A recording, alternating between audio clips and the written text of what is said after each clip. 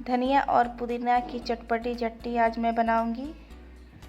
तो चलिए इसे पीस लेते हैं। इसके लिए मैंने एक सिलवट्टा ही लिया है, उस पर ही पीसेंगे इसे। इस पर इसका स्वाद बहुत ही अच्छा आता है। तो मैंने धनिया का पत्ता ले लिया, उस पर डाल दिया पुदीना का पत्ता, 2 हरी मिर्च, 4 लहसुन की कलियां, और इसमें नमक डाल के इन सबको अच्छे से पीस लेंगे। दोस्तों आप अगर चाहे तो मिक्सर जार में पीसना चाहे तो उसमें भी पीस सकते हैं, लेकिन सिलबट्टे पर पिसा हुआ का स्वाद बहुत ही अच्छा आता है।